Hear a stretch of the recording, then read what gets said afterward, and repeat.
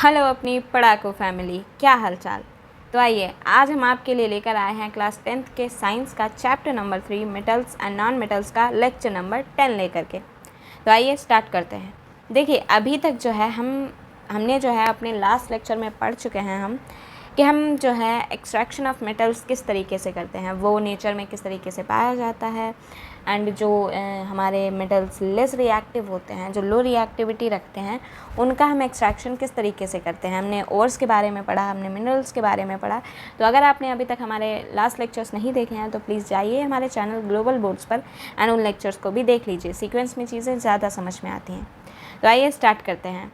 आज का हमारा टॉपिक रहने वाला है कि हम मिडिल में जो रहते हैं हमारे सीरीज़ में मेटल्स, यानी कि जिनकी रिएक्टिविटी मॉडरेट लेवल की होती है, हम उनका एक्सट्रैक्शन कैसे करते हैं। एंड जो मेटल्स आपके काफ़ी रिएक्टिव होते हैं, हाईली रिएक्टिव होते हैं, उनका एक्सट्रैक्शन हम किस तरीके से करते हैं। ऑलराइट, तो आइए हम स्टार्ट करते हैं अपने लेक्चर के साथ। सो हम सबसे पहले अपनी फर्स्ट हेडिंग डालेंगे, that extraction of moderately reactive metal। अब देखिए मॉडरेटली रिएक्टिव मेटल्स की जब हम बात करते हैं तो हमारे दिमाग में एकदम क्लिक होना चाहिए दैट मॉडरेटली रिएक्टिव मेटल्स जो होते हैं वो आपकी एक्टिविटी सीरीज़ में मिडल में पाए जाते हैं। These are situated in the middle of the reactivity series, यानी कि ये आपकी सीरीज़ जो होती है उसमें मिडिल में पाए जाते हैं। सो इनके हम अगर एग्जांपल्स की बात करें तो एग्जांपल में हमें पता है इसमें आयरन आता है, जिंक आता है, हमारा पीवी क्या होता है, लेड होता है, कॉपर आ जाता है। अब देखिए हमने यहाँ पर कॉपर को जो है हमने लेस रिएक्टिव में भी रखा, बट हम इसको मॉडरेटली रिएक्टिव में भी रख रहे हैं क्योंकि हमने उसमें भी पढ़ा था कि कॉपर जो होता है कभी कभी जो है वो कंपाउंड्स बना लेता है एंड कभी कभी जो है वो कंपाउंड्स नहीं बनाता है, वो इनकार कर देता है रिएक्शन करने से। सो हम जो है कॉपर को यहाँ पर भी रखेंगे क्योंकि वो कभी कभी जो है आपका बना लेता है कंपाउंड्स। ये जो होते हैं आपके मेटल्स, ये यूजुअली प्रेजेंट होते हैं सल्फाइड एंड कार्बोनेट्स के रूप में। सो हम नेक्स्ट पार्ट क्या लिखेंगे, these are present as sulphide, carbonates, ETC। Okay, अब इनको देखिए, ये जो है सल्फाइड में हो, कार्बोनेट्स में हो, किसी में भी हो, अल्टीमेटली हमें जो है इनको ऑक्साइड में चेंज करना है और ऑक्साइड में चेंज करने के बाद हम इनको जो है एक प्योर मेटल में चेंज करने की कोशिश करते हैं। तो सबसे पहले हम क्या करेंगे, these are first converted to oxide. सबसे पहले जो है हम इनको ऑक्साइड में चेंज करते हैं। अब देखिए जो हमारे ये मेटल्स होते हैं इनको ऑक्साइड में चेंज करने के हमारे पास दो तरीके होते हैं और वो दो तरीके जो होते हैं वो हमारी ऑक्सीजन की सप्लाई पर डिपेंड करते हैं, यानी कि हमारी एयर की सप्लाई पर डिपेंड करते हैं कि हम रिएक्शन को कितनी ज़्यादा एयर में, कितने खुले माहौल में करा रहे हैं। सो यहाँ पर जो है हमारी दो टर्म्स जो हैं यहाँ पर ओरिजिनेट होती हैं जिनके बारे में जानना काफ़ी ज़रूरी है, जिसमें से सबसे पहली है रोस्टिंग। सो रोस्टिंग क्या होती है, रोस्टिंग वो रिएक्शन होती है जब हम सल्फाइड ओर्स को ऑक्साइड में चेंज कर रहे होते हैं और ये रिएक्शन जो है हम एक्सेस एयर की प्रेजेंस में कराते हैं। So we will write down that this is for sulfide ores।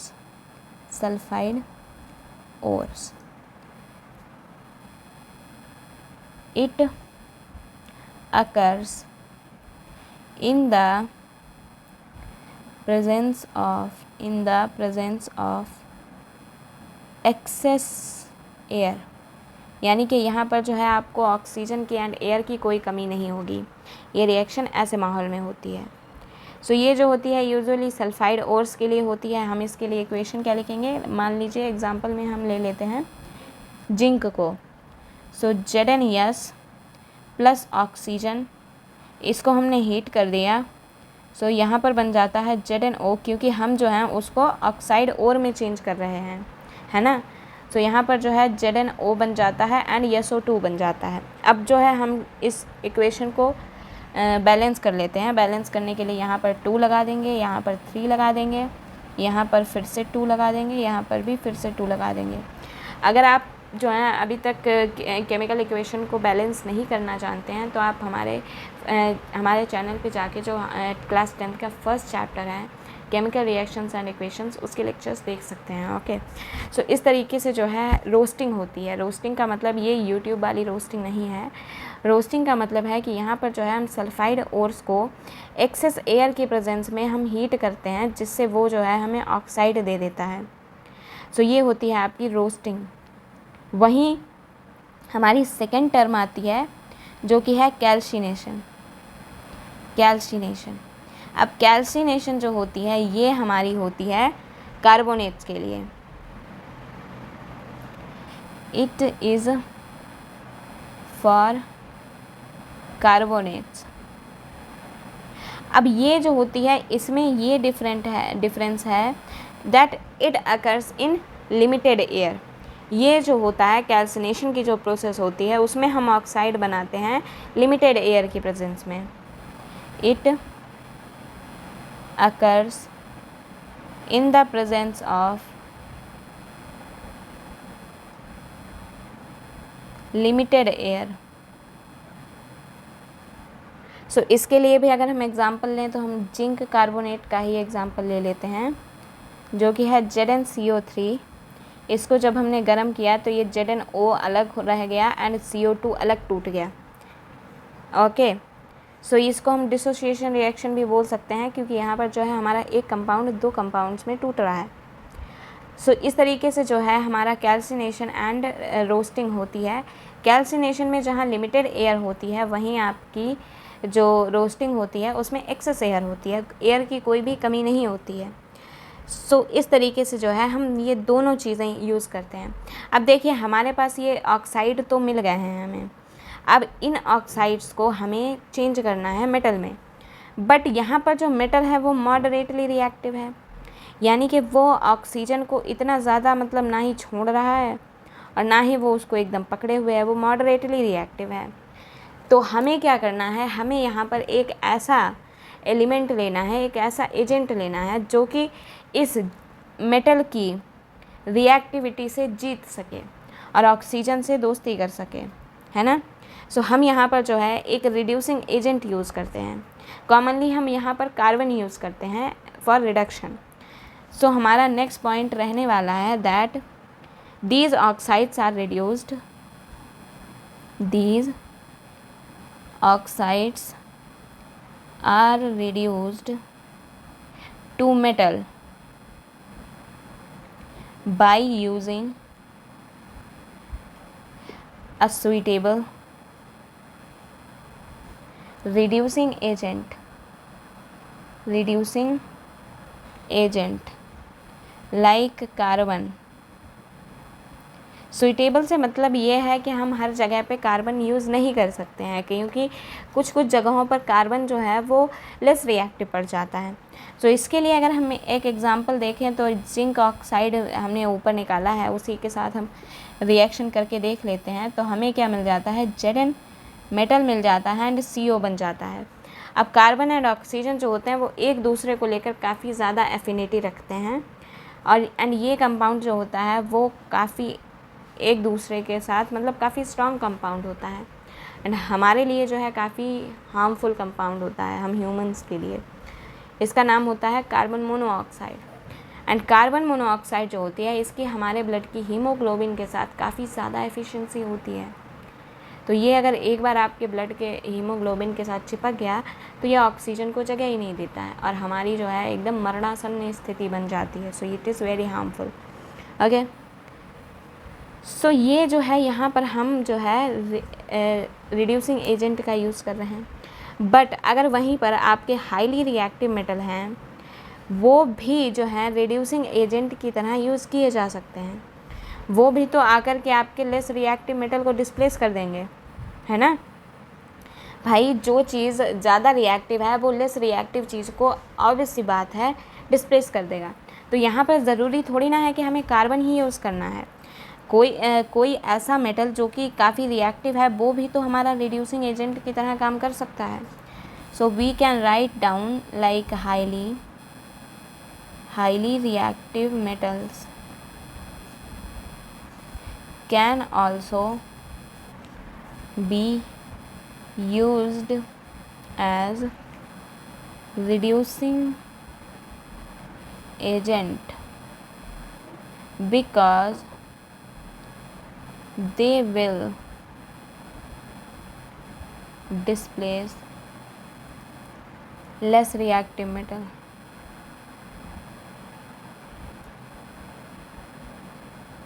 Alright, तो इस तरीके से जो है हम रिएक्शंस करते हैं। बट ये जो आपकी डिस्प्लेसमेंट रिएक्शंस होंगी ये काफ़ी एक्सोथर्मिक होंगी।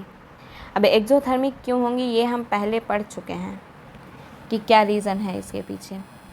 सो these displacement reactions are highly exothermic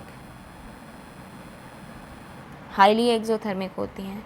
highly exothermic इसलिए होती हैं क्योंकि मेटल जो बन रहा है वो भी आपका मॉल्टेन स्टेट में बनता है, इतनी ज़्यादा ये जो हैं एक्सोथर्मिक होती हैं।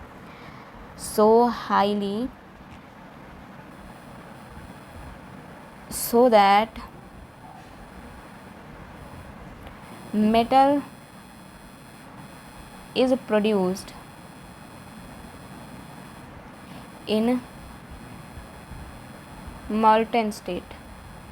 यानी कि ये जो होती हैं रिएक्शंस हमारी इतनी ज़्यादा एक्सोथर्मिक होती हैं, इसमें इतनी ज़्यादा हीट निकलती है कि हमारा जो मेटल होता है वो भी हमें जो है मॉल्टेन स्टेट में मिलता है। मॉल्टेन स्टेट का मतलब क्या है कि बहता हुआ, थोड़ा सा नम टाइप का, वेट टाइप का, मतलब नहीं, थोड़ा सा क्या बोल सकते हैं उसको कि थोड़ा सा उसको जो है हम किसी भी फॉर्म में ढाल सकते हैं। अब यही जो हमारा ये वाला जो कॉन्सेप्ट है, यही कॉन्सेप्ट यूज़ होता है थर्माइट रिएक्शन में। थर्माइट रिएक्शन काफ़ी इंटरेस्टिंग रिएक्शन है और काफ़ी पॉपुलर रिएक्शन है। सो आप सभी को जो है इस पर ध्यान देना चाहिए। Thermite reaction, once again, thermite reaction. अब देखिए थर्माइट रिएक्शन जो होती है इसका यूज़ जो होता है वो हमारा रेलवे ट्रैक्स में होता है, मशीन पार्ट्स में होता है। होता क्या है कि मान लीजिए कहीं पर जो है कोई रेलवे ट्रैक पर क्या हुआ है कि कहीं पर पटरी का कोई पार्ट जो है वो ख़राब हो गया या उसमें कोई क्रैक पड़ गया या वहाँ पर से जो है थोड़ा सा पार्ट टूट जाता है, तो हम वहाँ पर जाकर जो है थर्माइट रिएक्शन कराते हैं। एंड इस थर्माइट रिएक्शन में जो है हमें आयरन मिलता है। अब जैसा कि हमने ऊपर देखा कि हमें जो मेटल है वो हमें मॉल्टेन स्टेट में मिलता है, तो आयरन जो है वो एकदम गलित अवस्था में हमें मिल रहा है। अब गलित अवस्था में मिल रहा है तो हमने इधर उधर उसके सांचे फिट करे एंड वहाँ पर रिएक्शन कराई। जैसे ही आयरन बना तो वो जो है उतनी ही जगह में फैल जाता है एंड उसी को जो है हम उसकी पटरी के बराबर ही शेप दे देते हैं, तो हमारा जो है क्रैक जो होता है वो बंद हो जाता है। So this it is used to join, one second, it is used to join railway tracks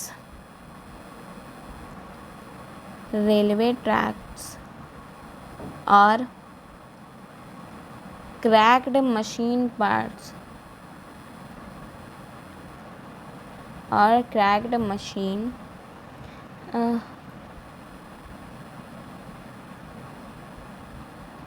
machine parts. अब क्या इसमें रिएक्शन होती है वो ज़रा देख लेते हैं। इसमें हम Fe2O3 लेते हैं जो कि आपका आयरन का और है। Fe2O3 लेते हैं, इसकी हम एल्यूमिनियम से रिएक्शन कराते हैं जिसमें हमें आयरन मिलता है एंड Al2O3 बनता है, साथ में काफ़ी हीट निकलती है ना। अब यहाँ पर जो है अगर हम इक्वेशन को बैलेंस करने की कोशिश करते हैं तो हमें ज़्यादा कुछ नहीं करना है, बस एल्यूमिनियम के आगे 2 लिख देना है, बस हमारी जो इक्वेशन है वो बैलेंस हो जाती है। अब यहाँ पर जो हमें ये आयरन मिलता है ये हमें मॉल्टन स्टेट में मिलता है। मॉल्टन स्टेट में मिलने का जो है हमारे लिए फ़ायदा ये होता है कि यही आयरन उन्हीं सांचों के बीच में पिघल जाता है एंड उसको जो है हम रेल की पटरी की जैसी ही शेप दे देते हैं, जिससे हमारा जो वो क्रैक हो जाता है वो फिल हो जाता है एंड हमारी जो पटरी है वो फिर से यूज़ के लिए रेडी हो जाती है। तो ये है इस तरीके से जो है हम जो हमारे मेटल्स मॉडरेटली रिएक्टिव होते हैं हम उनका जो है एक्सट्रैक्शन करते हैं, उनको हम इस तरीके से जो है निकालते हैं।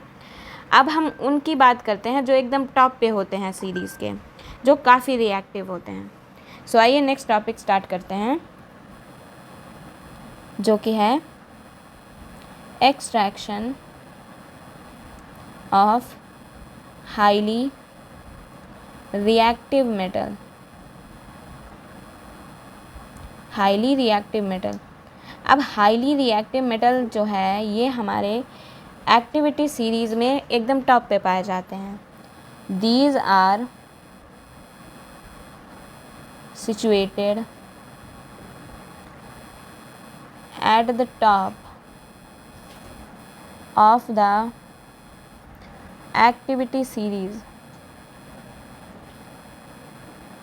अब इसके एग्जाम्पल्स क्या होते हैं वो हम ऑलरेडी पढ़ चुके हैं, फिर भी बता देती हूँ दोबारा। पोटेशियम हो गया, सोडियम हो गया, कैल्शियम, मैग्नीशियम, एल्यूमिनियम। तो इस टाइप के मेटल्स जो होते हैं ये आपके एक्टिविटी सीरीज़ में ऊपर ही मिल जाते हैं और इनकी रिएक्टिविटी काफ़ी हाई होती है, जिसमें हम पढ़ चुके हैं कि सोडियम एंड पोटेशियम जो होते हैं इनको हम केरोसिन ऑयल में डुबा के रखते हैं ताकि ये जो हैं एयर के कांटेक्ट में या लाइट के कांटेक्ट में ना आ पाएँ। और उस वजह से क्या होता है कि अगर ये एयर के कांटेक्ट में आते हैं तो ये एकदम वायलेंटली से रिएक्ट करते हैं। तो जो एलिमेंट एयर के साथ इतना वायलेंटली रिएक्ट करता है तो हम समझ सकते हैं कि उसकी रिएक्टिविटी कितनी हाई होगी। अब इनका क्या होता है कि इनको हम कार्बन के साथ भी हीट करके हम नहीं इनको निकाल सकते हैं, ठीक है, क्योंकि ये क्या करते हैं, इनके ऑक्साइड्स जो होते हैं वो इतने ज़्यादा ये जो होते हैं इतने ज़्यादा एक्टिव होते हैं, इनकी एफिनिटी काफ़ी हाई होती है ऑक्सीजन के लिए जितनी कार्बन की होगी। यानी कि कार्बन जितना ज़्यादा ऑक्सीजन को अपनी तरफ अट्रैक्ट कर रहा होगा, ये जो है ये उससे भी ज़्यादा जो है कार्बन को अपनी तरफ खींच लेते हैं, ऑक्सीजन को अपनी तरफ खींच लेते हैं। तो कार्बन जो होता है वो इनके लिए काफ़ी नहीं होता है।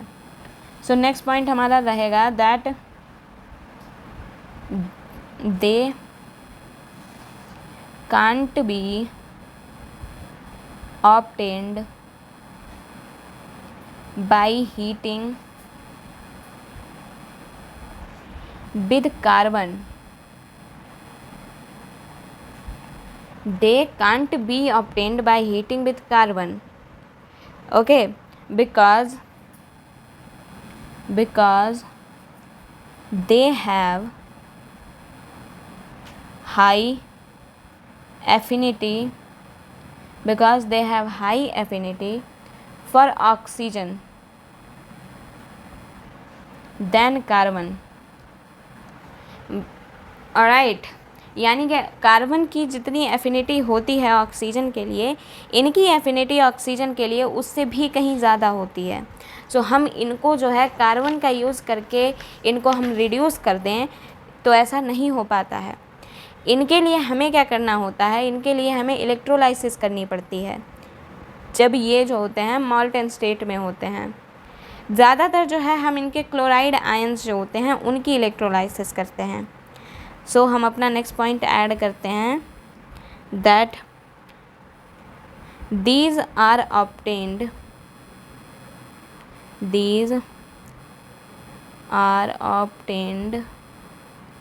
by the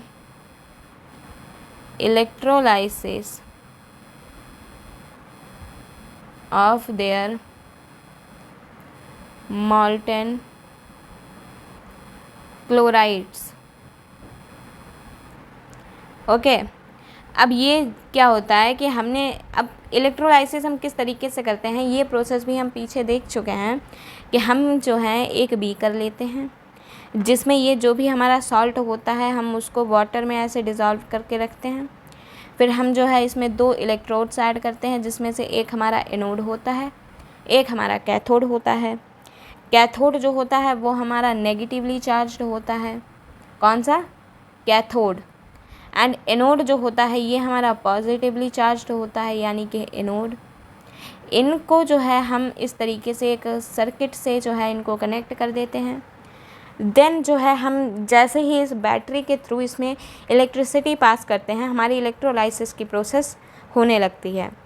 सो इस तरीके से यहाँ पर रिज़ल्ट क्या होता है इस इलेक्ट्रोलाइसिस का कि हमें जो मेटल होता है वो कैथोड पर मिलता है। अब क्यों मिलता है ये भी अभी बताती हूँ मैं आपको। Metal is deposited at cathode, cathode bracket में नेगेटिवली चार्ज्ड। अब देखिए मेटल जो होते हैं हमारे वो यूजुअली पॉजिटिव साइन एक्वायर करना पसंद करते हैं, ठीक है, यानी कि मेटल्स जो होते हैं वो इलेक्ट्रॉन्स देते हैं। सो जो चीज़ मैंने आपको पहले भी बताई थी कि अपोजिट चार्ज जो होते हैं वो एक दूसरे को अट्रैक्ट करते हैं। सो मेटल जो हैं अगर हमारे पॉजिटिव आयन बनाते हैं तो वो ऑब्वियस सी बात है वो उसी इलेक्ट्रोड की तरफ जाएंगे जो हमारा नेगेटिवली चार्ज होगा। तो इसीलिए जो मेटल्स होते हैं वो हमारे कैथोड की तरफ जाते हैं जो कि नेगेटिवली चार्ज है।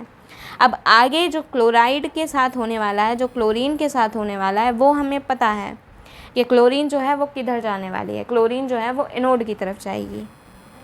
Chlorine is deposited at anode. Okay, anode जो होता है ये अब आपका पॉजिटिवली चार्ज होगा। ये चीज़ जो है एकदम क्लियर हो गई होगी क्योंकि क्लोरीन जो होता है वो आपका नेगेटिव आयन से बनता है ना।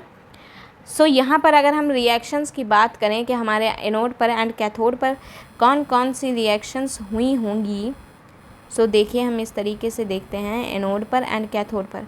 अब देखिए हमें यहाँ कैथोड पर मेटल मिला है, कैथोड पर मेटल मिला है। सो जो भी मेटल से रिलेटेड रिएक्शन हुई होगी वो हमारी कैथोड पर हुई होगी। जैसे हमारा यहाँ पर मेटल, अगर हम सोडियम क्लोराइड की बात करें तो मेटल हमारा यहाँ पर सोडियम होगा। सो Na+ जो है वो एक इलेक्ट्रॉन ले करके Na बनाता है, तब तो मेटल डिपॉजिट होगा ना। यहाँ पर हम इलेक्ट्रोलाइसिस कर रहे हैं, यानी कि हम यहाँ पर NaCl से सोडियम बना रहे हैं एंड क्लोरीन गैस बना रहे हैं, ठीक है। सो यहाँ पर हम उल्टा कर रहे हैं, हम यहाँ पर कोई कंपाउंड नहीं बना रहे हैं, कंपाउंड को तोड़ रहे हैं। सो यहाँ पर जो है Na+ वो उसने जो भी अपना इलेक्ट्रॉन दिया था क्लोरीन को उसने वो वापस ले लिया और वो फिर से जो है सोडियम पे आ गया। उसने कहा बहुत दान दक्षिणा मैंने दे ली, अब भाई मुझे ज़रूरत है, वापस कर दो मेरा, मुझे कोई ये पॉजिटिविटी नहीं चाहिए, ठीक है। सो वो अपना Na फॉर्म में आ गया। अब यहाँ पर जो हमारी क्लोरीन है, क्लोरीन गैस ने क्या किया, उसे भी आ गया गुस्सा। उसने कहा ये ले, अपना ले ले, जा खुश रह जाके। उसने भी जो है इसके दो क्लोरीन यहाँ पर है ना। सो 2 क्लोरीन जो होती हैं, भाई हम क्लोरीन यहाँ पर गैस बना रहे हैं, गैस जो होती है उसको हम Cl2 से डिनोट करते हैं। सो यहाँ पर 2 क्लोरीन्स का लफड़ा है। सो यहाँ पर जो है 2 क्लोरीन के एटम्स जो हैं, तो अगर एक क्लोरीन का एटम एक इलेक्ट्रॉन छोड़ रहा है तो 2 जो हैं वो 2 छोड़ेंगे ना। सो यहाँ पर जो है ये दोनों ही क्लोरीन के एटम्स जो हैं 2 इलेक्ट्रॉन्स निकाल के फेंक देते हैं सोडियम की तरफ एंड खुद जो है ये क्लोरीन गैस बना लेता है। तो इस तरीके से हमें जो मेटल मिला है वो हमें कैथोड पर मिल जाता है एंड जो हमें ये क्लोरीन गैस मिली है वो हमें आसानी से एनोड पर मिल जाती है। सो इस तरीके से जो है रिएक्शन होती है, हमारी एक्सट्रैक्शन होता है जो मेटल्स हाईली रिएक्टिव होते हैं। सो हमने क्या पढ़ा है, हम जल्दी से इसका रिवाइज़ कर लेते हैं। देखिए मॉडरेटली रिएक्टिव मेटल्स में आपका एग्जांपल आ जाता है Fe, Pb, Cu।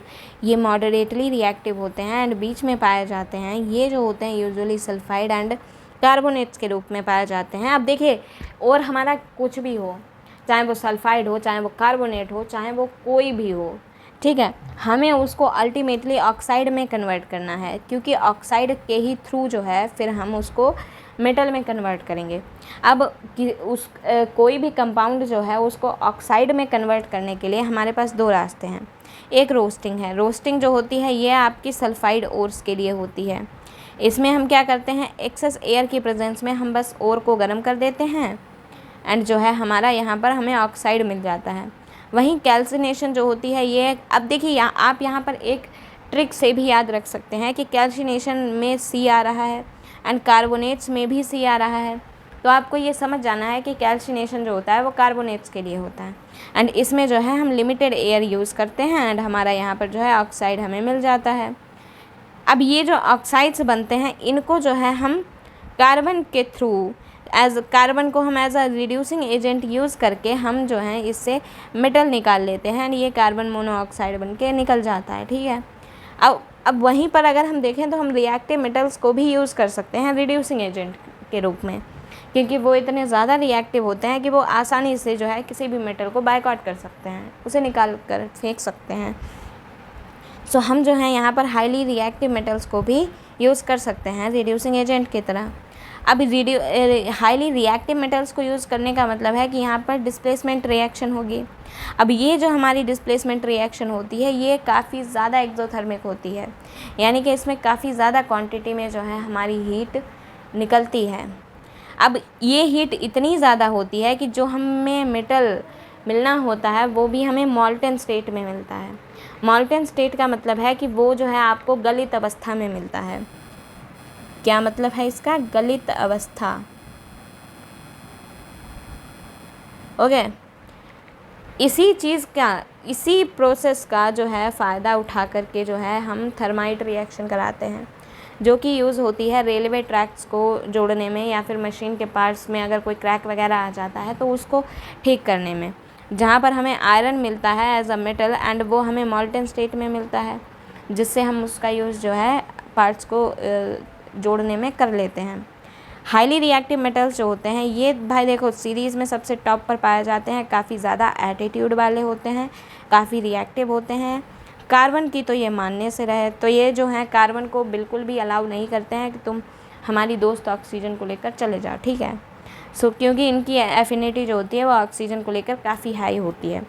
इनका जो है हम किस तरीके से इनको एक्सट्रैक्ट करते हैं, इनको हम एक्सट्रैक्ट करते हैं इलेक्ट्रोलाइसिस करा करके।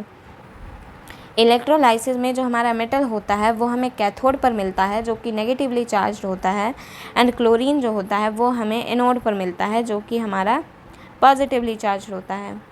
एनोड पर ये रिएक्शन होती है जहाँ पर हमें क्लोरीन मिलती है, कैथोड पर ये रिएक्शन होती है जहाँ पर हमें सोडियम मिलता है।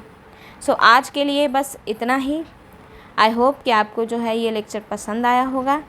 Thank you so much for watching this video. अगर आपको ये वीडियो पसंद आया है और आपको कुछ नया सीखने को मिला है तो प्लीज़ वीडियो को शेयर एंड लाइक करना ना भूलें and please subscribe to our channel Global Boards. Thank you, bye.